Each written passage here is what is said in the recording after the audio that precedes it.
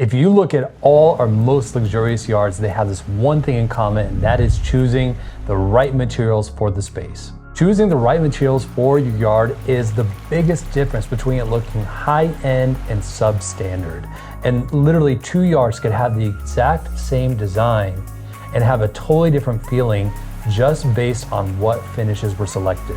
So that's why it's something that's so crucial to get right when you're redesigning your yard or designing your yard for the first time. And I'm gonna share some tips and tricks on things to always keep in mind to make sure you choose the perfect materials for your yard.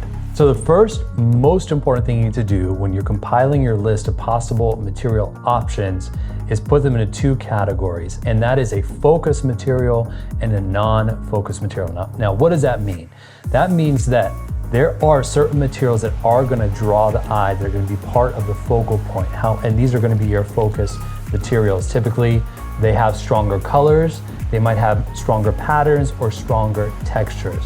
Now, it's really important to make sure that you don't add too many of these. Typically, in a normal average sized yard, you just need 2 or 3 max. And the reason being, if you add too many focus materials, the yard starts to feel chaotic, it starts to feel busy, your eye is darting around, it doesn't really know where to land because there's so much calling out for attention.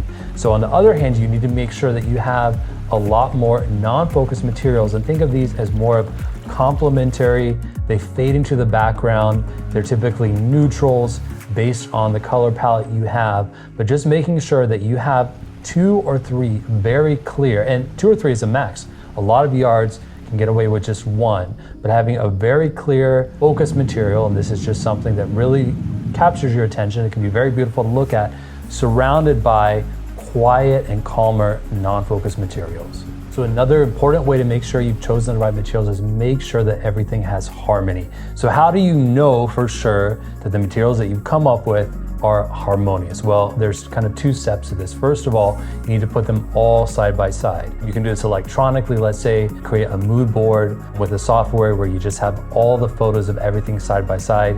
That's kind of the first step. However, you cannot decide and make those final decisions until you have the samples. And it's very important that you see the samples in the sunlight, because when you go into a showroom, you're looking at these materials under an artificial light, and they will always have a slightly different color and cast to them under artificial light than when you take them out into the sunlight. A lot of things that look very gray and dark in a showroom, when you take them out to the sun, instantly start looking bright white. So you need to compile all of these, and you need to actually place them in the sun. And it's ideal too if you can see them throughout different parts of the day, just to really see, okay, when the sun shines directly on them, do I have harmony with all my materials? And even once the sun is not directly on them, are they still harmonious? It's a very important step to make sure that you go through this. It's a little bit annoying because you have to compile everything and you have to make sure it all works together, but this is the only way to make sure you're not going to make material choices that you regret. So another thing that's very important to remember, and I know a lot of people do not consider these materials per se, is furniture selection. Now, obviously the amount of furniture you use for your outdoor space is going to be a bit different than, with your interiors, where it is much more furniture focused. And another problem I do hear a lot of my clients say is, I just have decision fatigue, just to approve all these materials, it's a bit overwhelming. It's easy to make the mistake of, I'm just kind of overwhelmed, I'm just gonna start making quick decisions and kind of hope it all works out. So what I like to do to kind of avoid that decision fatigue, when you just have so many choices you have to make all at once, is make sure you go through that whole process of choosing all your materials, understanding the focus, non-focus, and then going from there to make sure they're harmonious. Let that all be one stage. Once that's all said and done and you are absolutely set on all the materials you're going to use, then it's the time to do the furniture. I know some designers like to kind of do everything together, and it is possible to do that. I just know that it can be overwhelming because, like I said, we're talking about so many choices at a time, and I think it just makes it easier for you just when you can kind of stage it. And then you're also going to make sure, hey, whatever furniture I do choose, I know it's going to harmonize very well with all the materials I've chosen. So I do like to break those up into 2 stages, and I feel like that makes it just a bit easier on you so you're just not overwhelmed. And a final thing to remember to make sure you choose materials that you love is always keep in mind timeless selections.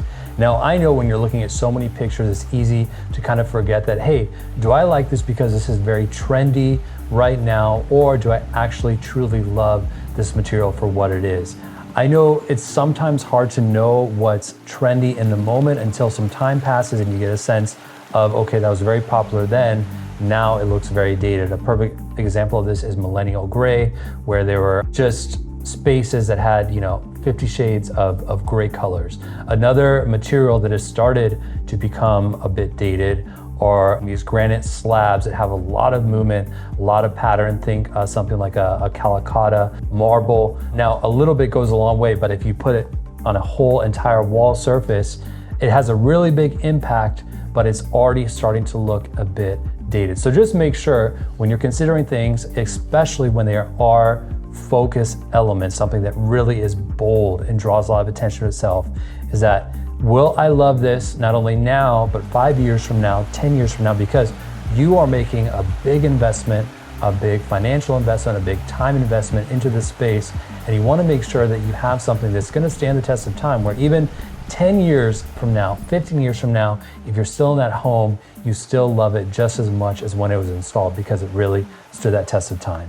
Materials can make or break your yard, so hopefully these tips help you make the right choices for your yard. If you want more design tips, click here to watch a video about lighting, another very important element of designing your space. And if you want to work with us, make sure to click the link in the description box for a free design consultation call with our team.